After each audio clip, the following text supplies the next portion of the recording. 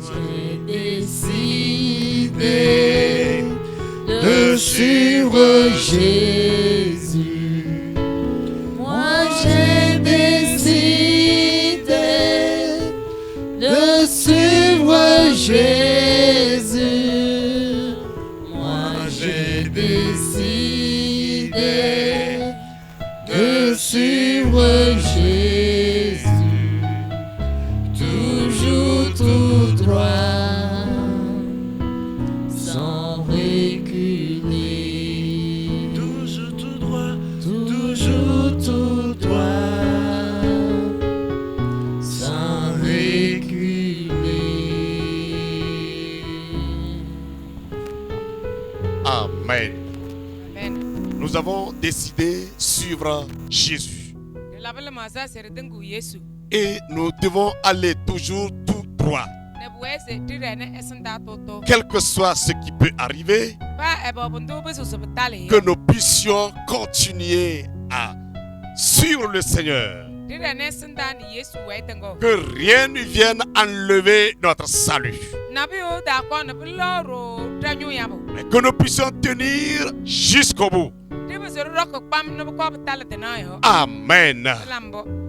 Sœurs, frères et sœurs en Christ, Ko bi a Kristo nyama. ce soir encore nous bénissons le nom de Dieu Dirana sokre sam garana gane. pour ses merveilles, sa bonté. Ke ede jami la gasine ede jami wetti bayo. Il nous a fait grâce. Elabru lotie. Il nous a soutenus et bénis. Il nous a guéris et délivrés. C'est pourquoi à tout moment nous devons lui dire merci, l'exalter.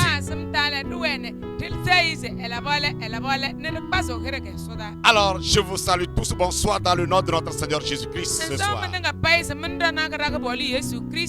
Soyez bénis, vous qui êtes au rendez-vous pour écouter la parole de Dieu. Vous êtes richement bénis. Amen. Nous allons prier le Seigneur. Grand Dieu, ce soir, nous te levons en dignité. Merci parce que tous ceux-là qui souffrent, tu es toujours à leur côté pour les sauver. Merci parce que tous ceux qui sont dans le besoin, tu pourvois toujours.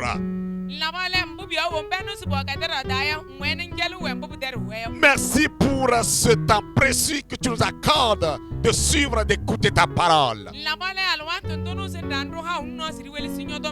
Nous demandons que ton esprit soit toujours à l'œuvre dans notre vie.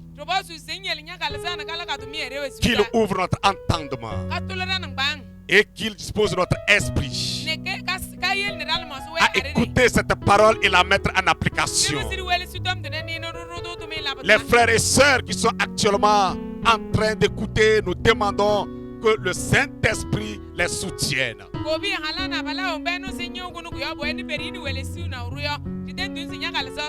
Merci pour cette grâce. Dans le nom de Jésus, nous t'avons prié. Amen. Amen. Amen. Nous continuons toujours notre enseignement sur les conditions à remplir pour garder notre salut.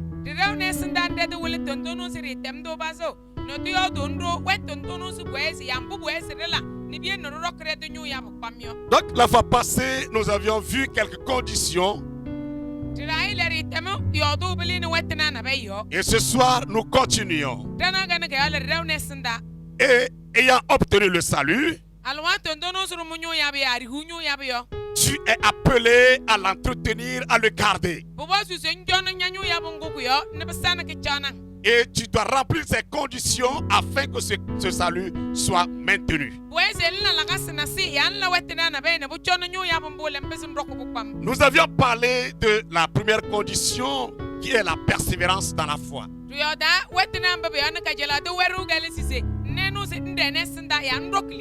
Persévérer dans la foi pour pouvoir garder le salut.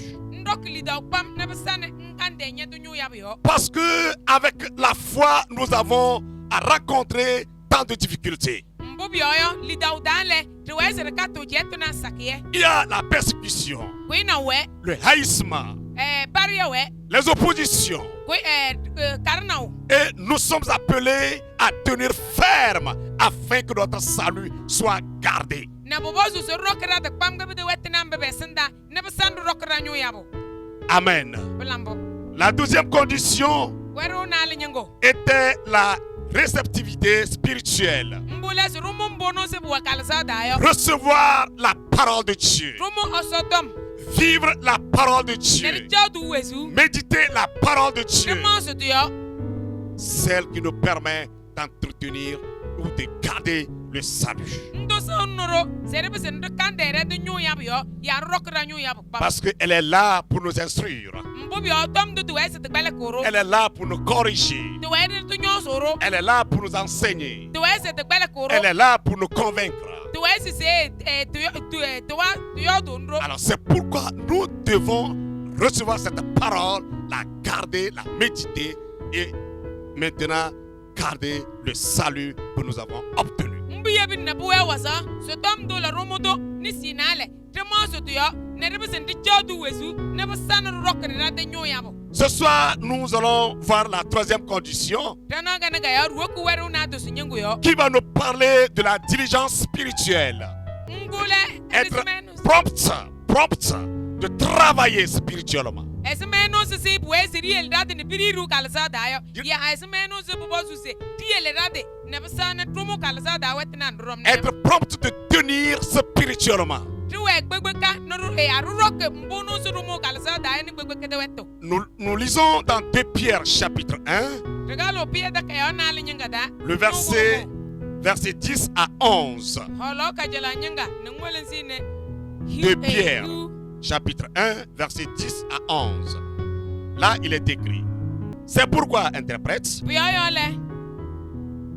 frères, efforcez-vous d'autant plus d'affermir votre vocation et votre élection. En faisant, vous ne broncherez jamais. En le faisant, en affermissant votre vocation, vous ne broncherez jamais.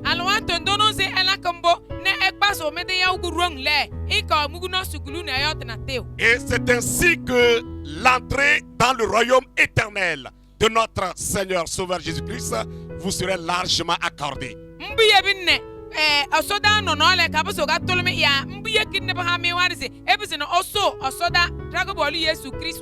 Celui qui cherche, s'efforce à tout prix à affermir sa vocation, son élection,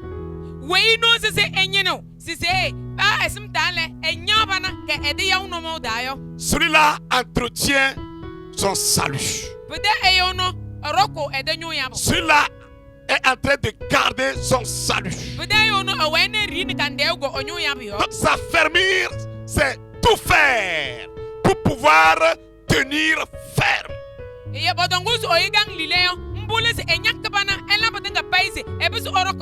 Rester sans bouger, quel que soit le vent qui va souffler. Il garde toujours sa vocation. Pour lui, il est pour Dieu. Il est pour le Seigneur. Et il s'efforce à tout prix à rester ferme. Et là, il rentrera facilement dans le royaume de Dieu. Parce qu'il a gardé le salut. En s'efforçant à tenir ferme, alors on est en train de garder jalousement notre salut.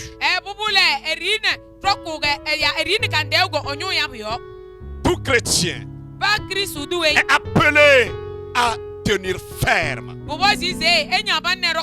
Tu dois t'efforcer. Ça ne viendra pas du ciel pour toi. Mais il faut que tu luttes, que tu fasses un effort pour pouvoir garder ton salut. Très important. Dans 2 Philippiens 2, chapitre 12, chapitre 2, verset 12 plutôt. Philippiens, chapitre 2, verset 12. Ainsi, mes bien-aimés, comme vous avez toujours obéi, travaillez à votre salut avec crainte et tremblement, non seulement comme à ma présence, mais bien plus encore maintenant que je suis absent. Nous sommes appelés à travailler à notre salut. Voilà l'exhortation que Paul adresse à nos frères et sœurs philippiens.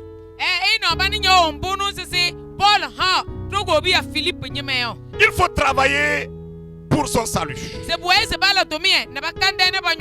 Mais quel travail s'agit-il? Il s'agit de l'obéissance à Dieu. Il s'agit de faire ce qui est de la volonté de Dieu. Il s'agit de s'adonner à la volonté de Dieu. Et non à sa propre volonté. Et non à la volonté du monde. Et non à la volonté du diable. Mais à la volonté de Dieu. C'est ce que nous devons faire pour garder notre salut. Puisqu'il est écrit dans Matthieu chapitre 7 verset 21, Jésus lui-même déclare: ceux qui me disent Seigneur, Seigneur, n'entreront pas tous dans le royaume des cieux, mais celui-là seul qui fait la volonté de mon Père qui est dans les cieux. Donc, seul celui qui fait la volonté de Dieu, c'est lui qui entretient son salut. Et c'est lui qui peut rentrer dans le royaume des cieux. Puisque c'est lui seul qui a gardé son salut. Donc, ça veut dire qu'il ne s'agit pas seulement d'aller à l'église. Il ne s'agit pas de se dire que je suis sauvé. Il ne s'agit pas de se glorifier de son zèle à l'église. Mais il s'agit de faire la volonté de Dieu. Parce que ce ne sont pas tous ceux-là qui m'appellent Seigneur, Seigneur, qui pourront rentrer dans le royaume des cieux. Celui qui fait la volonté de Dieu. Frère, fais-tu la volonté de Dieu? Ma soeur, fais-tu la volonté de Dieu? Nous sommes appelés tous à accomplir tout ce qui est de la volonté de Dieu. Nous sommes appelés à nous efforcer. Ce n'est pas facile. On ne peut pas dormir et garder son salut. On doit lutter, on doit lutter. C'est pourquoi Paul disait, toujours même dans Philippiens, lui il est en train de courir. Il cherche à obtenir le prix. Cependant, il n'a pas encore obtenu. Mais il fait une chose. Il oublie, il laisse tout ce qui est appelé la boue derrière lui. Autrement dit, il oublie tout ce qui est volonté du monde. Tout ce qui est volonté de sa chair. Tout ce qui est volonté du diable, il met tout cela derrière et il poursuit ce qui est devant en gardant son salut. Voilà ce que nous devons faire. Il cherche à faire ce qui est de la volonté de Dieu. Et là, tous ceux-là qui sont appelés doivent faire la même chose pour pouvoir garder son salut. Amen. La quatrième condition est celle de s'investir dans l'œuvre de Dieu. S'investir dans l'œuvre de Dieu. Alors, je vais parler de faire du bien. Faire du bien. Cela nous amène à lire dans Matthieu chapitre 25, versets 31 à 46.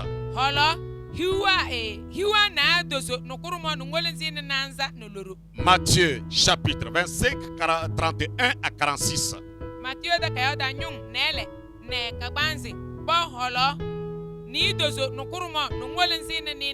Là, il est écrit: lorsque le Fils de l'homme viendra dans sa gloire, interprète, avec tous les anges, il s'assiera sur le trône de sa gloire. Toutes les nations seront assemblées devant lui. Il séparera les uns d'avec les autres, comme le berger sépare les brebis d'avec les boucs.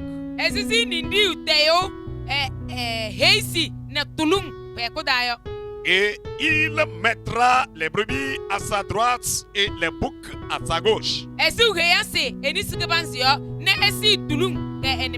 Alors, le roi dira à ceux qui seront à sa droite: venez, vous qui êtes bénis de mon Père. Prenez possession du royaume qui vous a été préparé dès la fondation du monde.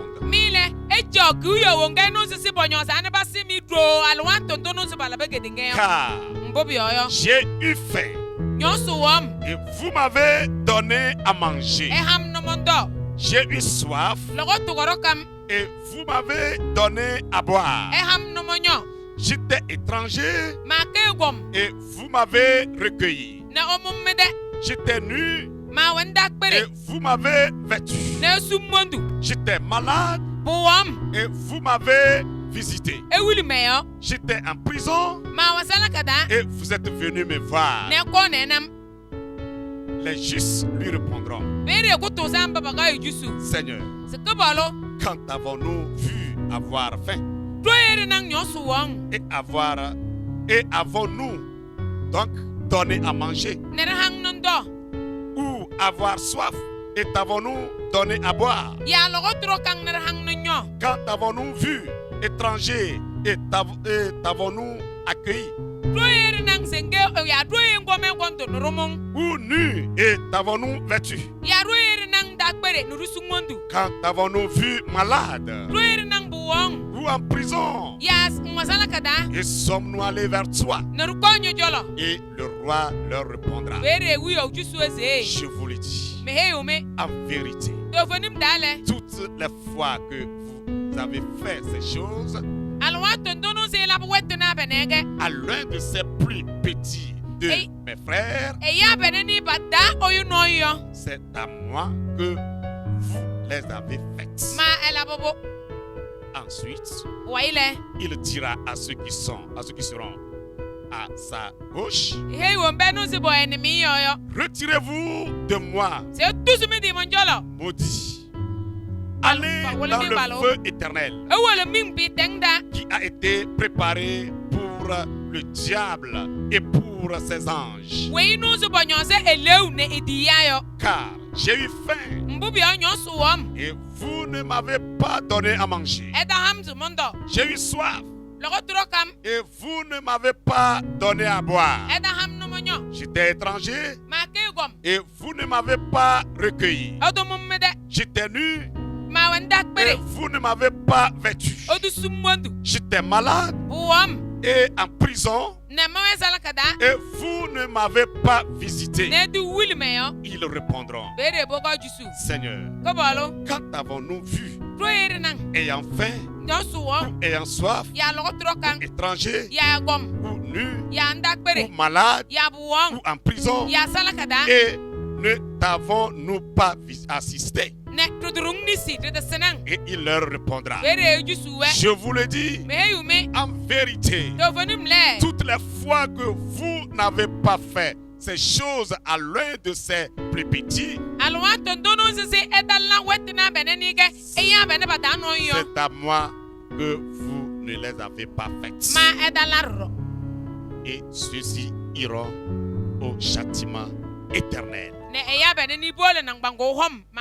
Mais les justes à la vie éternelle. Amen. Alléluia. Ici, nous voyons ce qui va se passer lorsque Jésus viendra et que tout sera terminé.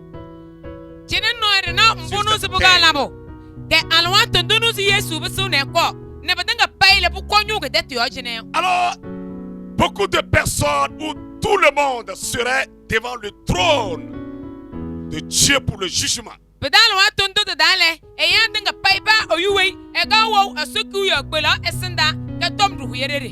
Tous chrétiens, tous nos chrétiens, voici ce qui va se passer. Et la parole ou le texte nous fait savoir que c'est comme un berger qui serait en train de séparer les brebis d'avec les boucs.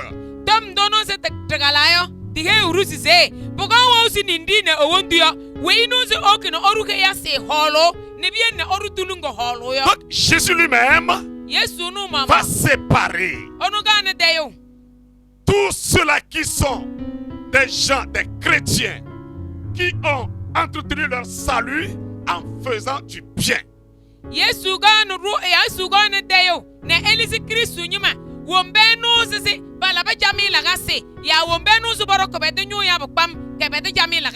Avec ceux-là qui ont eu leur salut et cependant ne l'ont pas entretenu.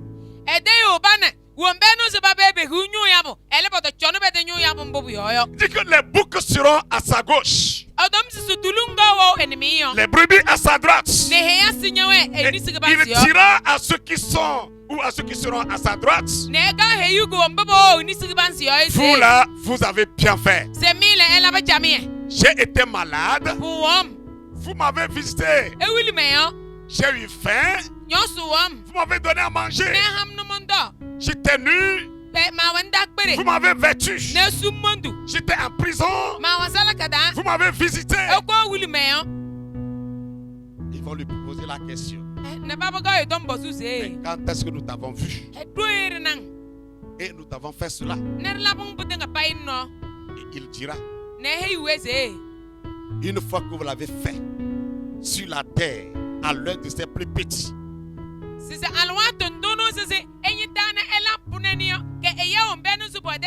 et votre frère, c'est à moi. Et ceux qui seront à sa gauche, vous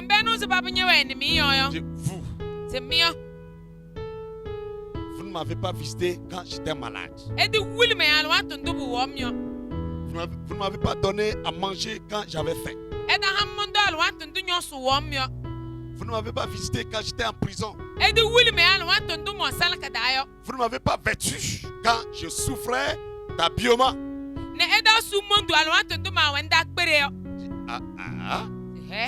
Quand est-ce que nous t'avons vu? Une fois que vous n'avez pas fait à votre frère sur la terre,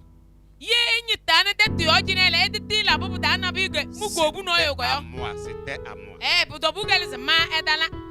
Vous allez dans le feu éternel. Vous, les justes, ceux-là qui ont bien fait, vous allez dans la vie éternelle.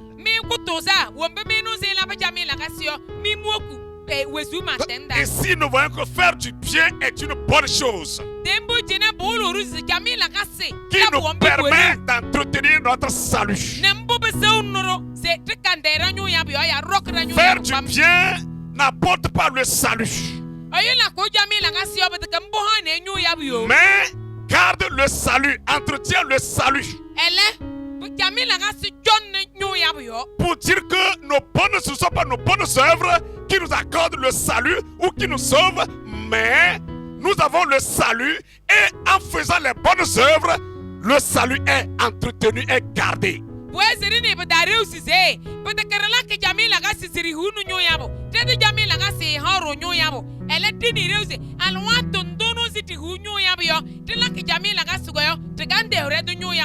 Essayons de réfléchir un peu sur ce texte. Essayons de relever un peu ce qui est péché dans ce texte. Mais ceux qui seront jetés dans l'enfer, ceux qui seront à sa gauche, quel péché ont-ils commis? C'est l'adultère? C'est la fornication? C'est quoi? C'est le vol? C'est le meurtre? C'est quoi? Quel péché grave ils ont fait? C'est quel mal? De nos jours, frères et sœurs, nous ne considérons jamais le bienfait. Notre frère peut souffrir à côté de nous. Tant que nous avons les moyens pour pouvoir venir à son secours, nous l'oublions, nous l'ignorons, nous le négligeons.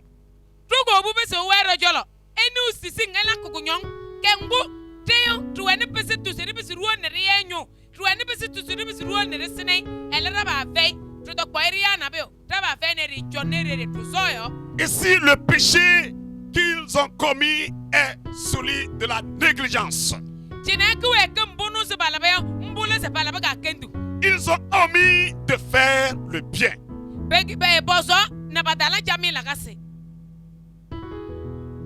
Et beaucoup de personnes ne savent pas que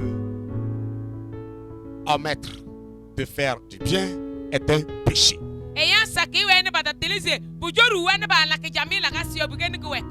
C'est un péché. C'est un péché. Dans Jacques chapitre 4 verset 17, Jacques 4 17, celui donc qui sait faire ce qui est bien et qui ne le fait pas commet un péché. Que Dieu nous aide. Si tu sais faire le bien et que tu ne le fais pas, tu es en train de commettre le péché. Donc, tu es en train de voler comme le voleur. Tu es en train de faire l'adultère comme celui-là qu'on peut accuser d'adultère. Donc, ne pas faire du bien est un péché qui est semblable à l'adultère, au vol, au meurtre et tant de choses.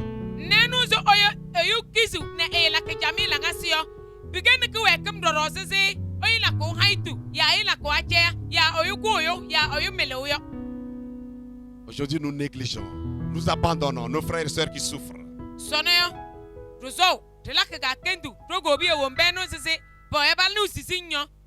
Oh, Dieu nous a donné la possibilité de venir à leur aide, à leur secours. Mais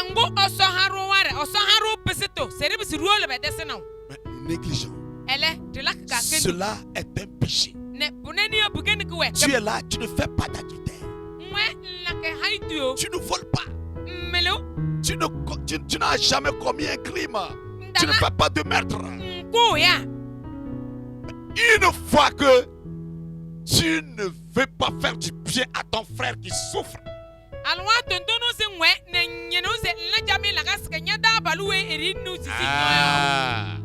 tu vas perdre ton salut comme l'adultère va le perdre.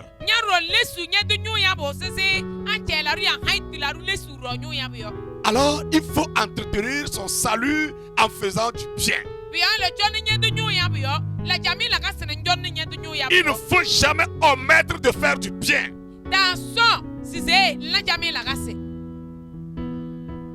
Voyons le cas des 5 vierges folles.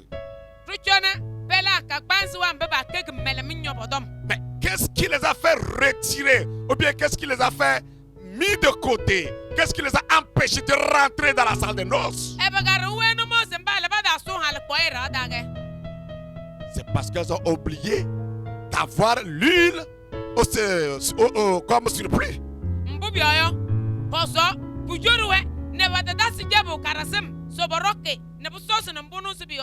Or, avoir plus de l'huile, c'était bien. Mais comme elles n'ont pas pu le faire, voilà, elles se sont retrouvées dehors.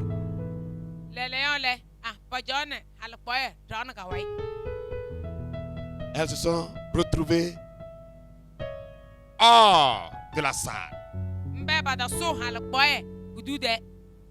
Et c'est comme celui-là qui a reçu le talent.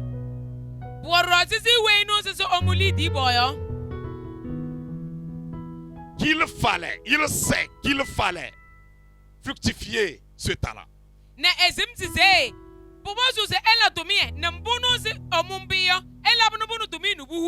il allait le cacher. Il n'a pas voulu faire ce bien.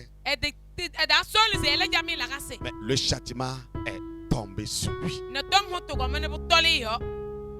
Donc, si tu sais faire le bien et que tu ne veux pas le faire, tu omets de le faire, tu es en train de commettre un mal, un péché qui peut ôter le salut, ton salut de ta vie, qui va t'empêcher de rentrer dans le royaume des cieux. Faisons un effort. Frère, regarde à côté de toi. Aujourd'hui, depuis 6 heures jusqu'à cette heure, as-tu fait du bien à quelqu'un? Depuis le début de ce mois, de mai jusqu'à ce jour,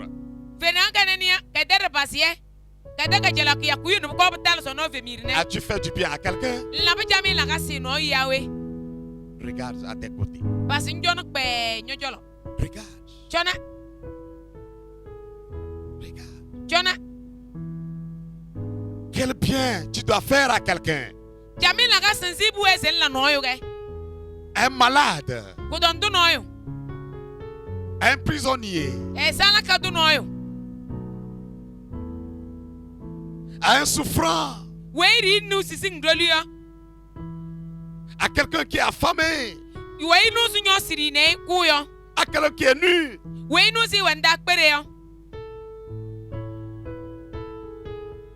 Oh, des fois il y a beaucoup qui s'avancent vers toi. Nu, malade, souffre, mais tu les rejettes, tu les repousses. C'est un péché.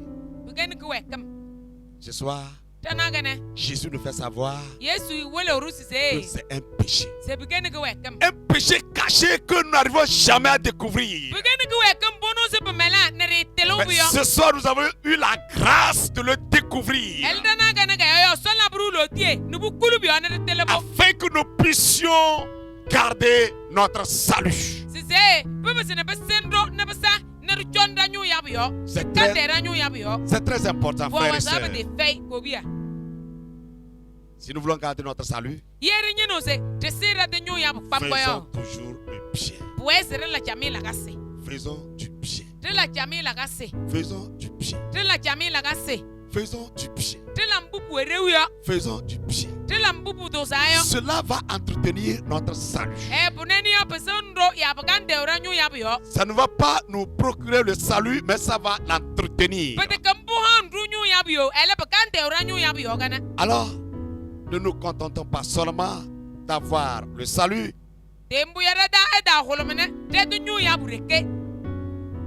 ou de dire je ne commets aucun péché, je ne suis pas adultère, je ne suis pas voleur, je ne suis pas un meurtre, et en piétinant tes frères et sœurs.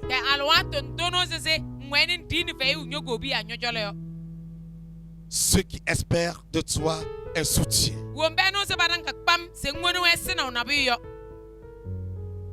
En le faisant, c'est un péché grave qui va t'arracher le salut. Que le Seigneur nous fortifie. Le Saint-Esprit nous oriente davantage afin que nous puissions être toujours vigilants, toujours fermes à entretenir notre salut, vigilants à voir nos frères et sœurs qui sont aux côtés de nous et qui ont besoin de notre soutien.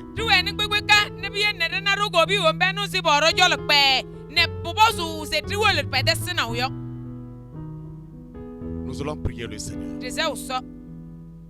Notre Dieu et notre roi, merci pour cette vérité incontournable que tu viens de faire sortir pour nous.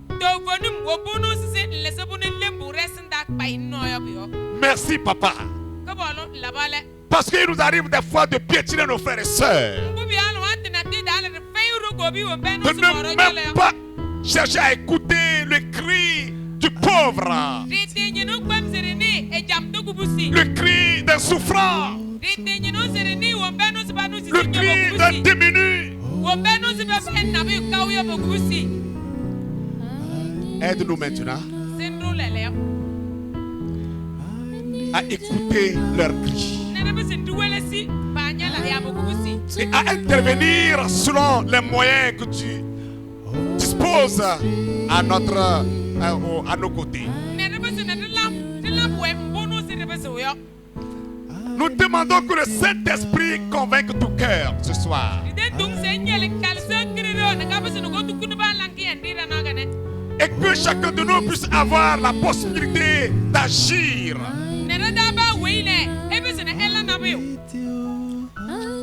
Aide un frère. Aide une sœur.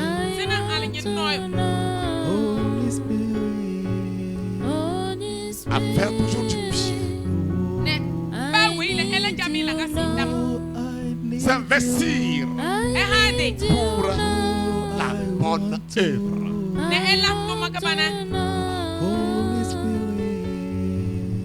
Seigneur, viens toujours à notre secours. Nous étions loin sans le savoir, mais ce soir tu nous fais voir là où nous sommes. Ramène-nous. Ramène-nous et que nous puissions garder notre salut en faisant du bien. Au nom de Jésus. Amen. Merci. Le Seigneur nous aide. Le Seigneur nous fortifie. Que Dieu bénisse nos techniciens. Que le Seigneur vous fortifie. Qui a bien écouté ce message, soyez bénis richement. Que le Seigneur vous fortifie. Amen. Oh, I need